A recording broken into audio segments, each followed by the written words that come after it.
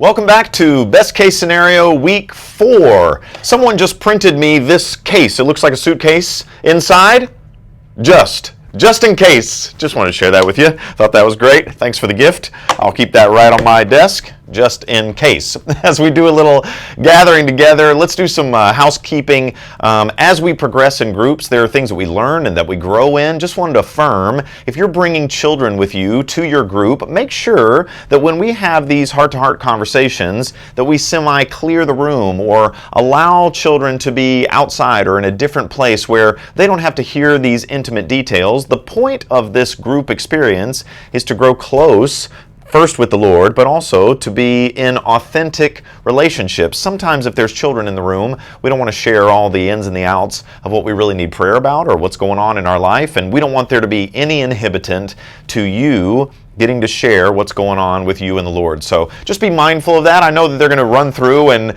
need things from mom and dad and want assistance and all those things, but just be careful about that interaction. Let's begin today, this afternoon. We are in the book of Genesis chapter 42, and we have seen that Joseph's brothers have needed to come and go on a journey. Here's the icebreaker tonight. Have you ever been on a road trip for a specific something? What were you going to get? Was it a vehicle? Was it some food that you were going to eat? If you were going to get a part for something, what was the road trip that you went on? And then bonus points, how did it go? I had a buddy ask me to fly to his parents' house out of state one time to get a vehicle for his kid, and we road tripped it back, and it started pouring down rain, and then it started snowing. It was like planes, trains, and automobiles trying to get that thing back. Go around the circle. Have you ever been on a road trip? How did it go? Let's open up God's Word tonight, this afternoon, whenever you're meeting. I got to get over that. I always think it's nighttime. My group meets at night. Open the Bible to Genesis chapter 42. Let's hear God's Word. Read verses 1 through 6. Just 6 verses. Let's hear God's Word. Let's look at that first couple of verses right there. In Genesis chapter 42, I love that Jacob the dad looks at the boys and says, "Now Jacob saw that there was grain in Egypt, and Jacob said to his sons, 'Why are you staring at one another?'" That reminded me of my childhood. I feel like I've heard that a lot. Get up, get going. Here's the question for discussion this afternoon, this evening. In your obedience as a Christ follower, that's what this is all about. As a fully developed follower of Christ, where have you been apathetic when you needed to be active? Here's a better way to ask the question. Where have you been waiting where you needed to be working? His dad said, "This is life or death. We need food. Go to Egypt." Where in your walk with Christ have you needed to get in gear? We all need encouragement from people time after time. Here's the ABCDE. Do you need to commit? What are you committing to doing this week? Are you committing to actively being in divine intimacy or active holiness? Or have you needed to be bold in your evangelism?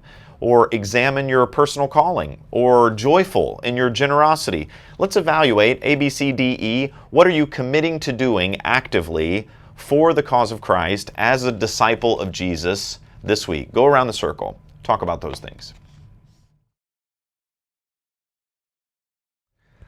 Pastor Challenge. Stop the video right here after I finish this sentence and commit to discipleship, but also accountability. Here's the challenge. Stop the video. Choose with whom you are going to be accountable in these next couple of weeks. Send 2 texts. Send one this week.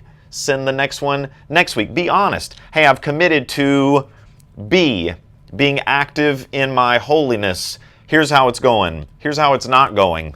Be honest with one another. The purpose of all of this is for us to grow. So stop the video right here. Get an accountability partner. Who are you going to text? Who are you going to encourage?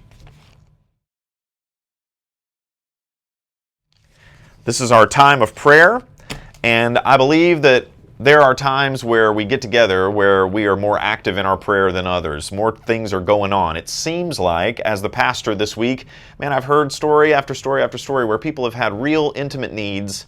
So take some time, share those things. Don't be shy, don't overshare, but also let's talk with one another. Let's encourage one another. Take some time, go around the circle, scribe those things down, pray throughout these couple of weeks, check in with one another. Let's spend some time in prayer I hope you've had a wonderful evening in groups, and God bless you. Hope to see you soon.